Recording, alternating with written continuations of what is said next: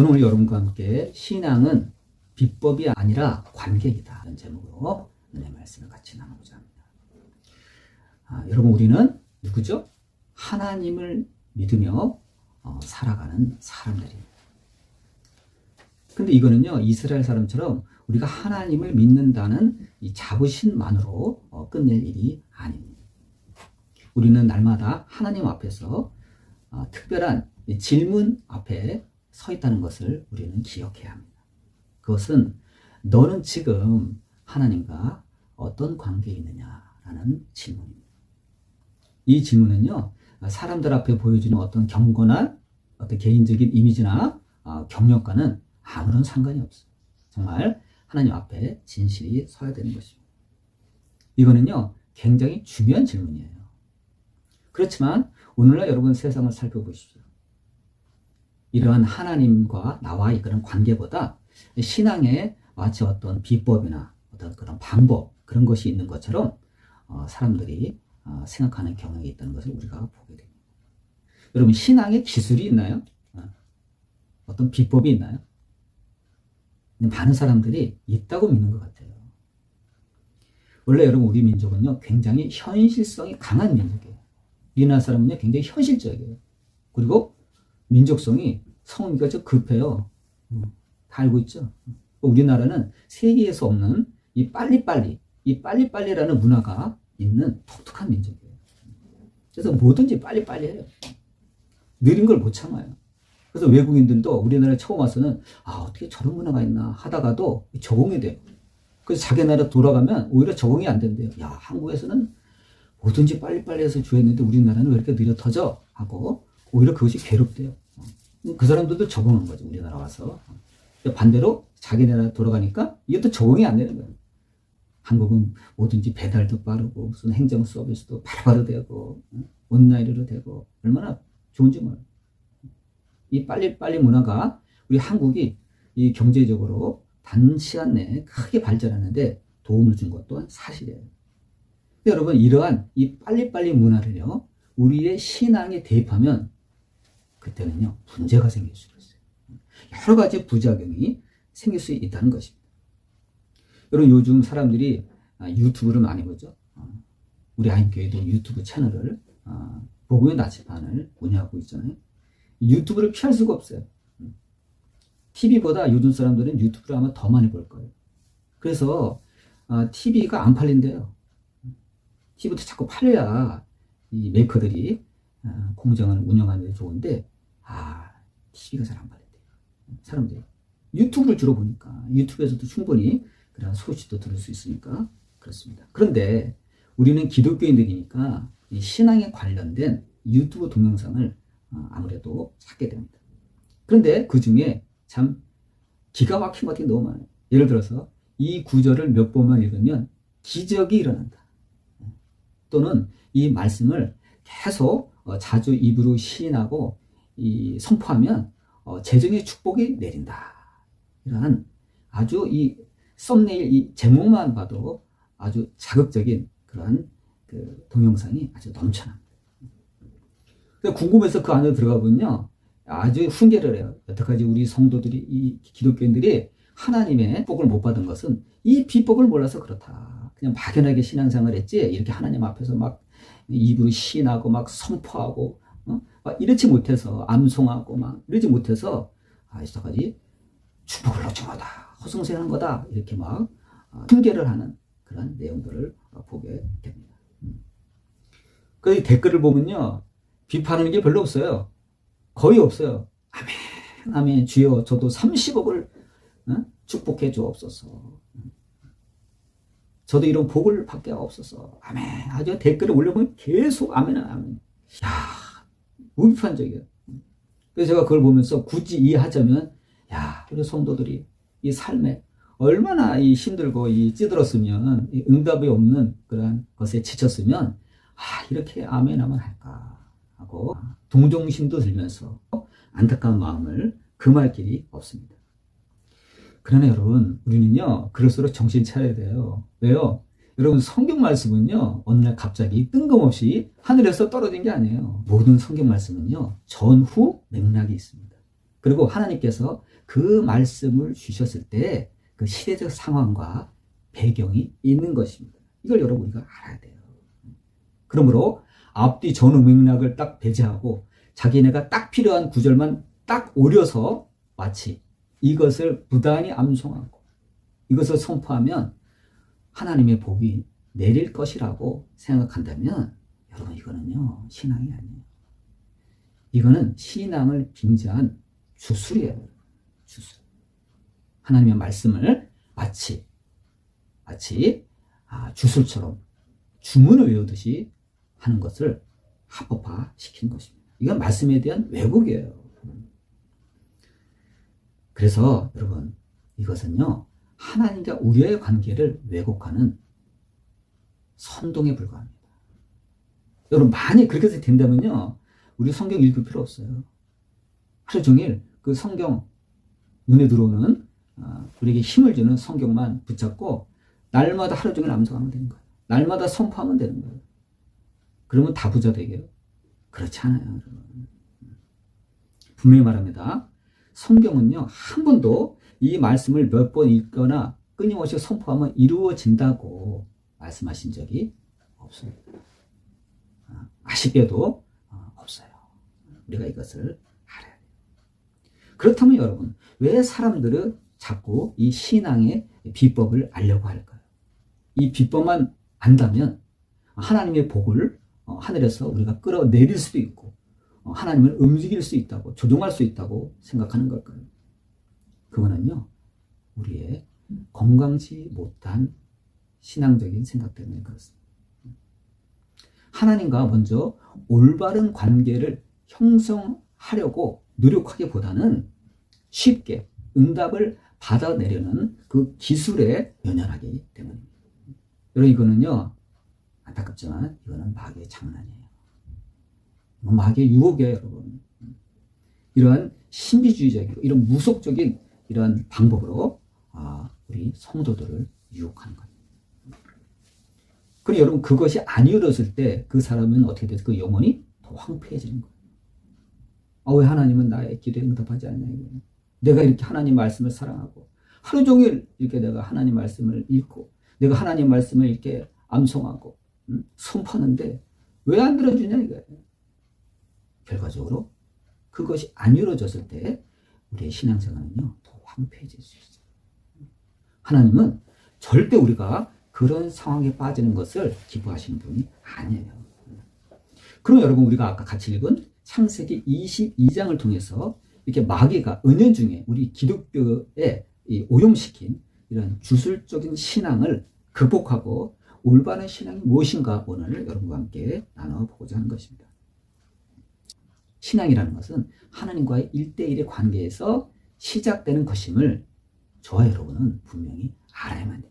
창세기 22장 같이 읽은 1절에서 뭐라 그러죠? 모세가 이렇게 기록을 합니다. 내 사랑하는 독자 이삭을 바쳐라. 하나님은 그러셨다는 거예요. 아브라함에게. 그러면서 모세는 이것이 분명히 아브라함을 향한 하나님의 시험이라는 것을 기록했습니다. 아브라함은요 하나님이 독생자 이삭을 바치라고 명령하셨을 때 자기 아내 사라와 의논하지 않았습니다. 아들을 바치라는 하나님의 명령은요 인간의 합리적인 이해의 수준을 넘어서는 하나님의 특별한 명령이었어요. 특별한 요구예요. 여러분 같으면 어떻게 했어요? 여러분 같으면 상의하겠어요? 만약 여러분 아브라함이 자기 아내 사라와 의논했다면 하나님께 순종할 수 있었겠어요? 못하죠. 그럼 그래서 의논 안 한 거예요. 분명히 의논했다면 실패했을 거예요. 이처럼 여러분 신앙이라는 것은 본질적으로 누구와도 상의할 수 없는 하나님과 나와의 1대1의 관계가 있는 것입니다. 여러분 살다가 고민이 있으면 남편 되는 사람은 아내한테 다 얘기해요? 다 얘기 못해요. 못하는 거 있어요. 반대로 아내도 남편한테 다 얘기해요? 100이면 100까지 다 얘기해요? 못해요. 그럼 부모 자식 간에도 마찬가지예요. 부모도 자식에게, 자식도 부모에게 일일이 다 못해요. 아마 말하는 게 더 많을걸요. 하물며 여러분 신앙의 관계에서는 어떻게 있습니까? 이건 하나님과의 나와의 1대1의 관계입니다. 그 여러분, 신앙은요, 때로는 기쁘고 즐겁고 은혜가 넘치지만 때로는 괴롭고 때로는 고민스러운 영역이 있는 거예요. 아브라함이 바로 이 지점에 있는 것입니다. 근데 아브라함의 위대함은 뭐예요? 하나님의 말씀을 신뢰했기 때문에 인간적으로 이 말도 안 되는 하나님의 명령에 순종했다는 겁니다. 그럼 여러분, 단지 신앙 때문에 순종했을까요? 저는 아니라고 봅니다. 왜요? 이거는 관계를 통해서 이해해야 돼요. 여러분, 만일 하나님을 아브라함이 신뢰하지 못했다면 아들을 드릴 수 있나요? 못 드리죠. 여러분, 이거는요, 관계 때문에 하나님께 순종한 겁니다. 그래서 여러분, 제가 누누이 말하지만 신앙은 어떤 비법이나 기술이 아니라 관계라는 거예요. 관계가 그렇게 중요하다는 거예요. 말도 안 되는 그러한 상황이고 말도 안 되는 하나님의 요구지만, 그래서 하나님과 아브라함의 관계 때문에, 신뢰의 관계 때문에 그가 자기의 의견을 접고 하나님께 아들을 바친 것입니다. 여러분, 이거는요, 하나님과 아브라함의 신뢰 관계가 아니고서는요, 설명하기 어려운 부분입니다. 그리고 여러분, 신앙이라는 거는요, 여러분, 다수결이 아니에요. 엄밀히 말해서 1대1의 관계예요. 나에게 주어지는 하나님의 명령이라는 거예요. 하나님이 내게 말씀하실 때 어떤 주변의 사람들이나 심지어 우리 가족까지도 이렇게 눈치를 보고 한다는 거는요, 사실은 하나님보다 그들을 더 두려워한다는 말씀이 됩니다. 이렇게 되면 어떻게 되죠? 반드시 우리는 후회하게 돼요. 아, 내가 그때 우리 가족 눈치를 너무 봤어. 내가 주변 사람 말을 너무 들었어. 아, 이건 하나님이 나에게 개인적으로 주신 말씀인데 내가 너무 쓸데없이 그들의 말을, 의견을 구하고 그래서 후회하게 됩니다. 왜요? 이건 하나님과 나와의 관계예요. 이건 하나님과 나와 처리할 문제예요. 하나님을 정말 온전하게 신뢰하는 자는요, 당장 이해가 되지 않아도 믿음으로 걸어갈 수가 있는 것입니다. 그러면 여러분, 주님을 따르는 신앙은요, 언제나 즉각적인 결단이 요구되는 거예요. 아브라함은요, 하나님이 요구했을 때 즉각 순종했습니다. 그래서 하나님께 합격점을 받은 거예요. 여러분, 신약시대에 예수님이 제자들을 부르실 때 이 순종한 자들의 공통점이 있었습니다. 그게 뭐죠? 그들은 예수님의 요청에 즉각적으로 순종했다는 겁니다. 뒤로 빼지 않았어요. 아, 주님 시간 좀 주세요. 이러지 않았어요. 베드로에게 갔을 때 그물을 버렸어요. 배를 버렸어요. 그래서 주님을 따랐어요. 요한에게 갔을 때 아버지를 버렸어요. 배를 버려두고 주님을 따랐어요. 대단한 거예요. 마태는 어떻게 됐죠? 예수님이 세관을 찾아갔을 때 세관에서 근무하는 세리였잖아요. 세무 공무원이었잖아요. 그 자리를 박차고 예수님을 따라 나섰어요. 정말 세상적으로 볼 때 세상이 감당하지 못하는 사람들. 예수님은요, 이런 자들을 원하시는 거예요. 반면에 실패하는 자들은 어떻게 됐죠? 주여, 먼저 저희 집에 가서 장사하게 하소서. 주여, 먼저 가족과 가서 작별을 먼저 하게 하소서. 예수님이 허락하셨나요? 그래, 집에 가서 작별하고 와. 안 그랬습니다. 예수님께서 다 거절하셨어요. 이들은 예수님을 전적으로 신뢰하지 못했기 때문에 자기 인생을 예수님 앞에 맡기려 들지 않았습니다. 자꾸 가족 눈치 보고 자꾸 뒷일을 걱정하는 거예요. 이런 사람들은요, 절대로 주님께서 쓰시지 않습니다. 여러분, 이런 사람들을 예수님께서 선택하면 어떻게 이 공적으로 시간에 매이지 않고 복음을 전하는 일에 전념할 수 있겠어요? 아마 이들을 채용했다면 주님, 우리의 생일이에요. 아비 된 자로 어떻게 안 갈 수가 있네요. 그래서 생일 잔치 좀 하고 올게요. 주님, 우리 어머님이 아프시대요. 제가 병원 데리고 가야 될 것 같아요. 아무것도 못해요, 여러분. 주님을 따르는 제자들은요, 마치 군인과 같았어요. 나라의 부름을 받고 군대 가잖아요. 군인과 같았어요. 우리가 주님 말씀에 순종하며 따르는 길은요, 당연히 손해가 올 수 있어요. 누군가 희생될 수 있어요. 그러나 12 제자들은 어떻게 됐죠? 자신들을 책임지던 그 생계의 수단인 고기잡이배를 버렸어요. 그물을 놔버렸어요. 마태는 직장을 그만뒀어요. 대단한 거죠. 주님께 올인한 거예요. 보통 사람의 생각으로는 정말 생각하기 어려운 일이에요. 그러니까 여러분, 주님께서 아무나 부르지 않으십니다. 될 만한 사람을 부르는 거예요, 여러분. 그들이 주님께 오래낼 때 그들은 어떻게 됐죠? 예수님께서 그들의 모든 것을 다 책임져 주셨습니다. 그리고 보상해 주셨어요. 그들이 주님께 오래냈을 때 그들은요, 주님과 놀라운 그 신뢰 관계 속으로 들어가게 된 것입니다. 그렇지만 여러분, 오늘날 우리의 모습은 어떻습니까? 하나님, 이 문제만 해결해 주시면, 그러면 주님 말씀 따를게요. 우리는 이래요. 하나님, 이 문제만 먼저 풀어주시면 주님 말씀에 순종할게요. 여러분, 이건 신앙이 아닙니다. 이거는요, 거래예요. 근데 수많은 사람들이 하나님 앞에 신앙을 보여드리지 못하고 거래를 하고 있어요. 자꾸 조건을 달아요. 주님은 우리가 붙들고 있는 그것, 우리가 포기하지 못하는 그것을 내려놓기로 해요. 그게 결단이에요. 여러분, 세상이 감당하지 못하는 사람은 뭐죠? 자기 인생을 하나님께 100% 맡긴 사람입니다. 하나님은요, 우리가 남겨둔 최후의 보루, 우리의 방책, 그게 다 사라진 이후에 비로소 우리를 하나님께서 들어서 사용하십니다. 그리고 하나님의 위대한 동역자로 삼으시는 것입니다. 그러면 여러분, 제가 거듭 말하지만 신앙은요, 비법이 아니라 관계예요. 하나님과의 관계예요. 그래서 그 관계 때문에 하나님 앞에 우리가 기도할 수 있는 것입니다. 여러분, 우리나라의 전통적 무속종교라고 하죠. 무속종교. 여러분, 무속종교는 관계가 필요 없어요. 내가 필요할 때 가서 점을 보면 되는 거예요. 그 점집을 나서는 순간 관계가 끊어집니다. 무속종의 특징이 그거예요, 여러분. 관계가 필요 없어요. 내가 필요할 때만 가서 점 보고 나오면 끝이에요. 그 비법을 듣고 나오면 끝이에요. 그러나 진짜 종교, 진짜 신앙, 우리 기독교는요, 그렇지 못합니다. 우리는 관계의 종교예요.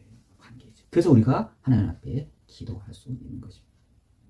누가복음 18장에 이 과부와 불의한 재판장 얘기 우리는 너무나 잘 알고 있어요. 근데 아직도 많은 사람들이 그것을 보고 하나님께 졸라대서 응답받는 어떤 비법이 있냐. 과부처럼 하나님께 막 졸라대면 기도는 그렇게 하는 거야. 하나님께 졸라대야 돼. 그런 비법으로 오해를 받는 본문 중에 하나가 바로 그거예요. 그러나 여러분, 누가복음을 기록한 이 누가의 기록 목적을 알아야 돼요. 여러분, 누가가 왜 이 과부와 불의한 이 재판장에 관한 그 기록을 남겼을 거예요. 그거는요, 주님과 우리와의 관계가 낙심하지 않고 항상 기도해야 하는 신뢰의 관계라는 것을 우리에게 설명하려는 것입니다. 불의한 재판장도 귀찮아서라도 들어주는데 하물며 우리를 사랑하시는 하나님께서 그 자녀들의 부르짖음을 외면하시겠냐는 겁니다.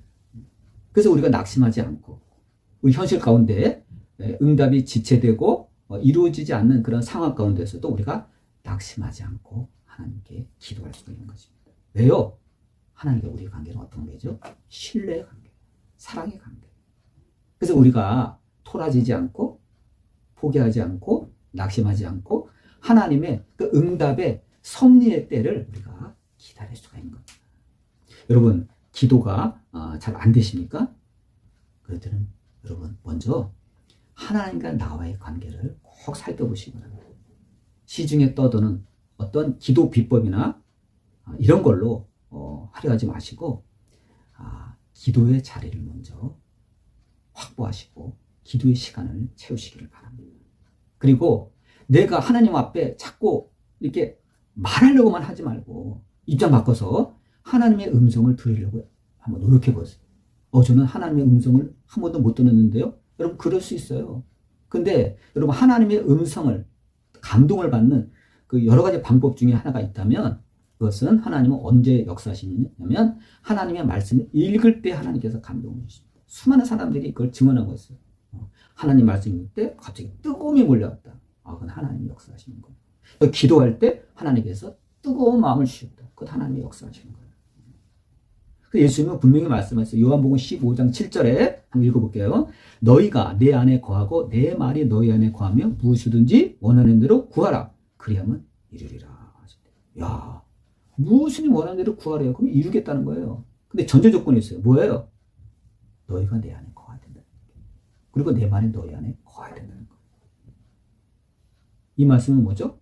하나님과 우리 사이에 관계 형성이 먼저 이루어져야 되는 거예요. 관계 형성. 여러분, 우리가 누가 도와달라 그럴 때 아무것도 나 전혀 상관없는데 갑자기 도와달라면 어떻게죠? 당황스러워요. 저 사람 나를 모르는데 내가 꼭 도와줄 필요가 있나? 우리가 이렇게 한번 생각하게 돼요. 그러나 친밀한 관계는 어때요? 친밀한 관계. 도와주고 싶은 마음이 듭니다. 내가 좀 힘들더라도 이 사람 보니까 너무 힘든데 도와주고 싶은 마음이 듭니다. 그건 뭐예요? 관계 형성이 되었기 때문에. 관계. 우리와 예수님 사이도 마찬가지예요. 관계 형성을 먼저 하라. 그러므로 여러분, 하나님의 하나님께서 기다리라 그런 마음을 주시면요, 그 기다림의 시간을 통해서 하나님과 나만의 그런 교제의 시간을 여러분 늘려가시기 바랍니다. 아브라함도 이삭을 얻기까지 그 기다림의 시간을 통과했다는 사실을 우리는 알아야 합니다.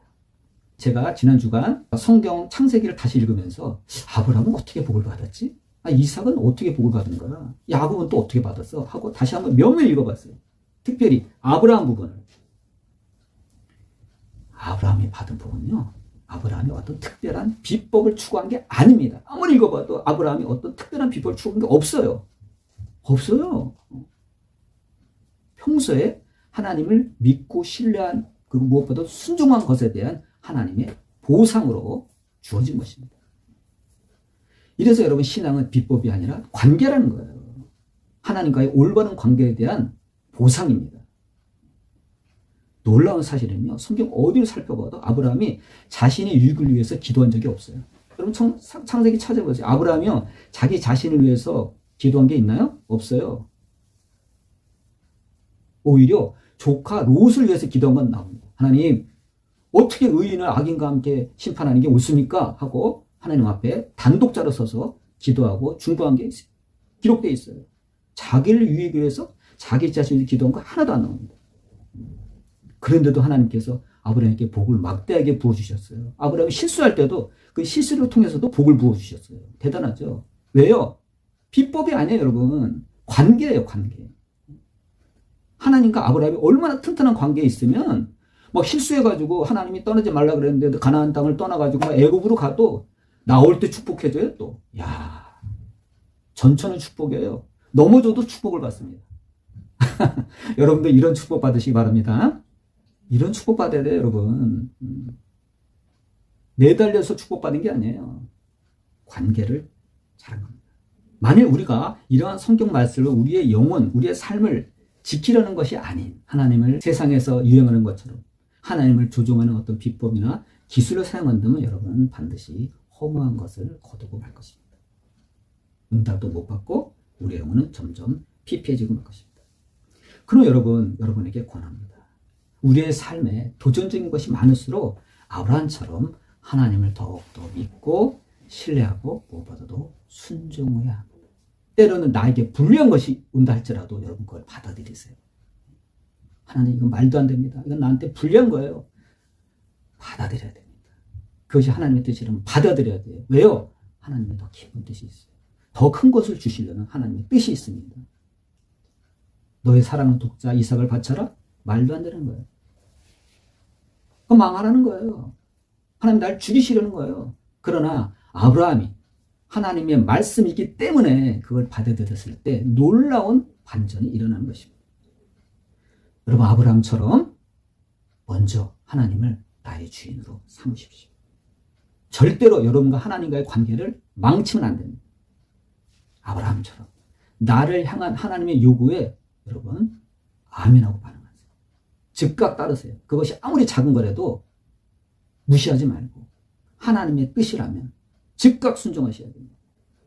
그럼 어떻게 되죠? 하나님께서 아브라함에게 말씀하신 것처럼 내가 이제야 내가 하나님을 경외하는 줄을 아노라 이렇게 말씀하시고 우리가 생각지도 못한 놀라운 전천후 복을 저와 여러분에게 부어주실 것을 믿습니다.